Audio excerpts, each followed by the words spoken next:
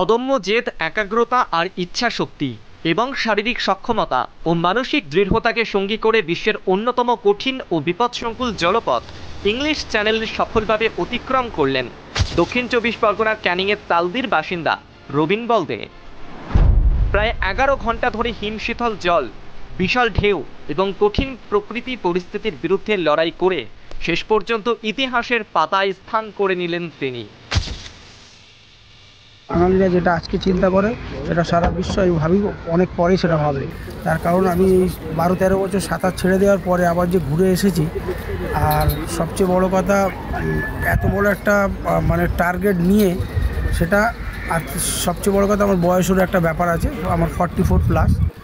আমি যখন পারি তাহলে আমাদের বাংলার আরও ইয়ং জেনারেশন কেন পারবে না।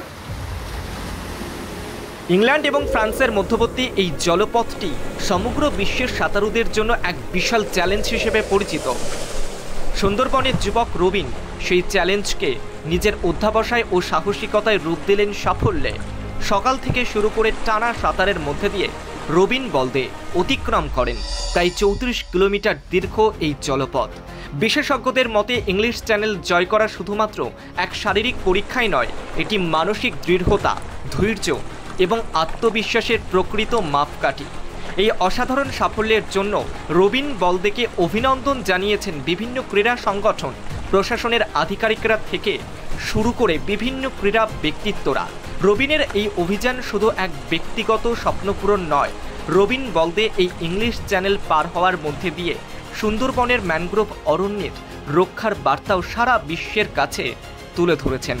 জলবায়ু পরিবর্তন ও প্রকৃতি সুরক্ষার বিষয়ে সচেতনতা ছড়িয়ে দেওয়ার এই প্রয়াসে তিনি যুক্ত করেছেন একটি গুরুত্বপূর্ণ সামাজিক ও পরিবেশগত দিক। ম্যানগ্রোভ বাঁচাও, আমি সুন্দরবনের ছেলে যেহেতু, আর পানীয় জলের সংকট, আমি পানীয় জলকে সকলকে বলবো যেন বিনা কারণে পানীয় জল যেন অপচয় না করে।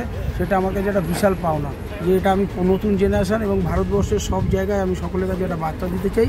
অন্যদিকে তার সাফল্যকে অনুপ্রেরণা হিসেবে দেখছেন বহু প্রতিভাপন্ন তরুণ ক্রীড়া প্রেমীরা, বিশেষ করে দক্ষিণ 24 পরগনার সুন্দরবনের পিছিয়ে পড়া এলাকা থেকে, যেখানে আন্তর্জাতিক মানের ক্রীড়াবিদ তৈরি হওয়া এখনও বিরল। সেখানে এমন অভাবনীয় সাফল্য জীবন্ত দৃষ্টান্ত। রবিন বলদের পরিবার, কোচ ও স্থানীয় ক্লাব সূত্রে জানা গিয়েছে, ভবিষ্যতে আন্তর্জাতিক পর্যায়ের আরও বড় প্রতিযোগিতায় অংশ নেওয়ার পরিকল্পনা রয়েছে রবিনের। প্রস্তুতি চলছে পরবর্তী অভিযানের জন্য। আর রবিন বলদের এই সাফল্য নিঃসন্দেহে বাংলা তথা ভারতবর্ষের ক্রীড়া জগতে এক নতুন ইতিহাস। তার জয় যেন নতুন প্রজন্মের মধ্যে স্বপ্ন দেখার সাহস যোগায়, এমনটাই মনে করছেন বিশিষ্টজনেরা। Bureau report, timeless depiction news.